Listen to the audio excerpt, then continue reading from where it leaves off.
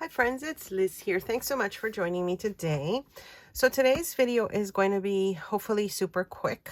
I've been going through my stash of handmade items that I have kind of accumulated because I make a lot of things when I show them in videos, and then I end up making more to get them ready to send out. But I thought I should kind of keep track of them a little bit better because I keep sort of forgetting if I have a tutorial for some of them or if I don't. So of course I could have made my own, little journal, but I did have a set of these traveler's notebooks. As you can see, they're Webster's pages, and they're like, your basic little notebook or traveler's size notebook. This one has been stapled on, which we can do this with, scrapbook paper and regular photocopy paper, but I figure instead of making one, I would repurpose this one. But I did want to keep it a little bit protected because I know I will be using this a lot, and I didn't want it to get all kind of messed up on the cover. So I decided I was going to make a quick cover for it. So this is not a tutorial. This is just me showing you how I'm going to make a quick cover for this one. And I will be using a laminator that I just received from QFun. So let me just show you how I'm putting that together quickly. Hopefully it will give you some ideas on covers for, traveler's notebooks that you can make.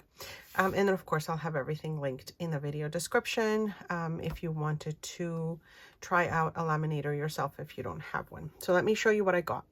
So the folks at QFun asked me if I wanted to try out their laminator.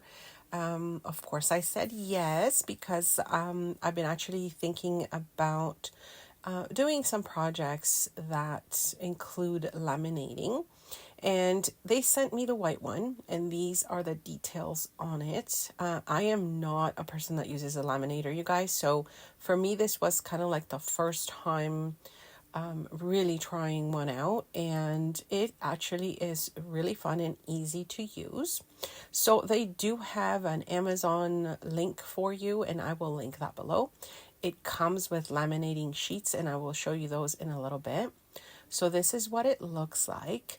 But the interesting part, if you saw at the beginning, it has actually some additional accessories that come with it. It is quite light, and this is the paper sizes that you can use on it, which is kind of neat.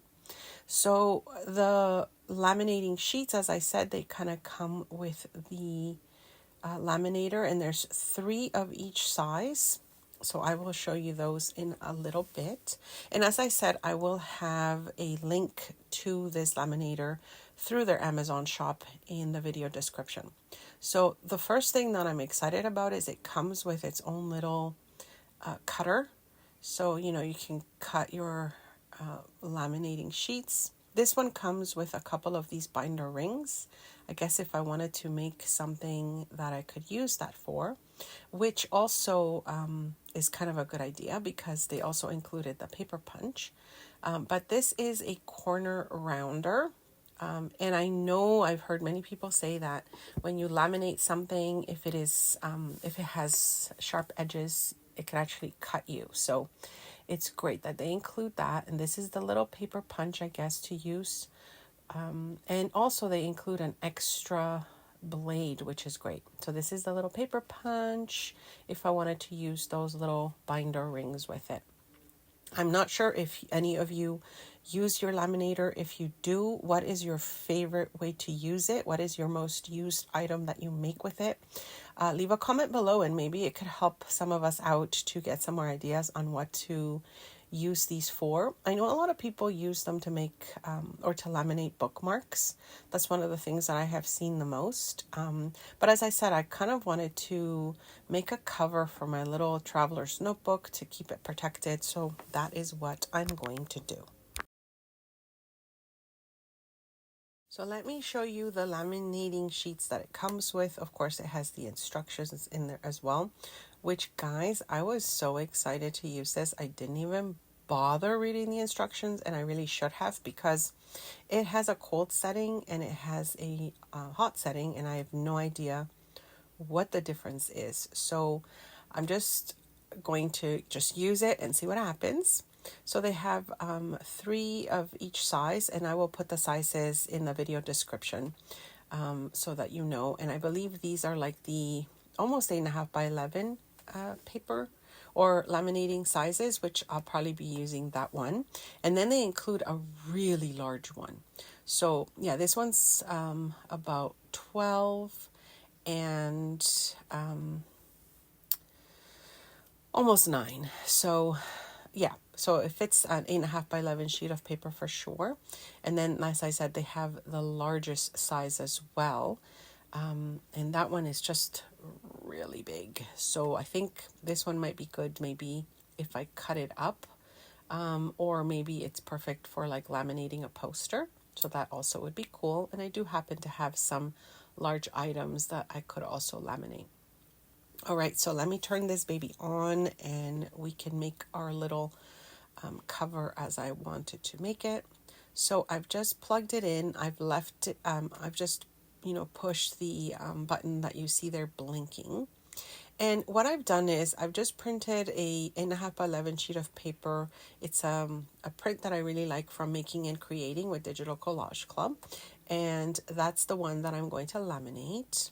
So I've printed it on thick cardstock paper, and I have already scored some of the lines, just checking out how to put it in. But yeah, I've already scored the paper. Again, I will leave those measurements in the video description in case you wanted to see what I've done, because I want this to have kind of like a fold over when it's done. All right, so let's laminate this and see what happens.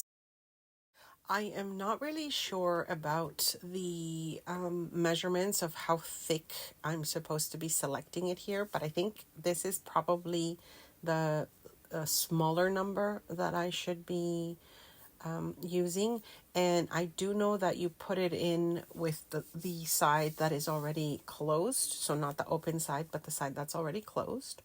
And as you can see here, I'm just feeding it through. It's quite smooth and it doesn't take that much time. Now it makes a tiny little noise that you can't see here, but I'm assuming it's just, any machine, and that's what it will do. And I can see it just coming out on the other side, which is really nice. And yeah, I think this is going to turn out exactly how I wanted it. And like I said, this is not meant to be a tutorial. I just wanted to show you how I thought about putting this traveler's notebook cover together. And yeah, that's what I've done here. So it's a little warm. And I'm just turning it off now because this is all I'm going to do with it. And I apologize about the glare, but it is plastic. So I don't know if you could see the score lines on the other side there that I showed you. You could probably see them a little bit here as well. There is a little bit left over on the edge, which I will cut out. And of course, I'm going to use the little tools that they included, like the paper cutter and the corner rounder. And I'm going to start by leaving just a little, kind of 1/8 of an inch on the end. I have heard that you're supposed to leave just a little bit left over so that it doesn't completely open up. So I'm leaving that much on the end. And I'm not sure if I was supposed to put it through a second time. I have seen some people do that as well, but I don't know if I needed to. And this is gliding so easy that it almost felt like it wasn't doing anything, you guys. But it did. I left this little piece here, which I'll probably use for something else. I'll figure that out. You can see there that it's just got a little edge left over, and I'm just going to try and do the corner rounder. I don't think I put it in properly. But again, this one is also quite smooth, so it's almost feeling like I'm not even doing it properly. But yeah, so there we go. So it includes that one as well. I'll fix this in a little bit because I think I'm not pushing it far enough. But anyways, so I'm glad they include the little tools with it, and you can store the tools back in the same little laminator once you're done, so you can keep it all together. Here, I'm just cleaning it up a little bit. And now you can see, I think you can see the score lines. So I'm just going to fold on those score lines because I have heard that that's the best way to actually score something when you're laminating it is scoring it first and then running it through the laminator. And once that's done, then you actually bend at your score lines. So I didn't bend it before I laminated it. I'm doing it after, as you can see. And this is going to leave me with a little space so that it's not, only like a thin fold. I wanted to have like a little bit of a space so that when I'm adding things in my little cover here, then I have some space to work with. So I did that to both sides. As you can see here, I'm just continuing my folds. I did 2 score lines on either side, about 1/8 of an inch apart. And again, I'll leave those the score line information in the video description there. And this way it's going to give me my nice little cover with the little fold over that I wanted. So you can see here that I left a little space to use on either side in case I bulk this up. All right, so what I ended up doing is I used my hole punch and just punched out like half little holes, so circles on the ends. And then I had this like elastic, and I just decided to basically add it to this fold. And so now I can just easily pop in my little, what is this called? The traveler's notebook size little booklet. Now I have an idea of maybe adding some Velcro to this part so I can keep it closed. I didn't want to wrap more elastic around it because I want to easily be able to open it, access it, and close it. But anyways, there's lots of room now so I can bulk it up if I need to. But I think this is going to be perfect to protect my little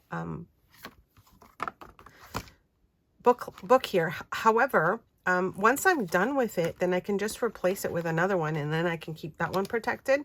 And I think I'm going to archive them so that I can keep track of, what I've worked on. Right now I'm just using this rubber band because I want to keep it closed, but I want to be able to keep track of my projects a little bit better.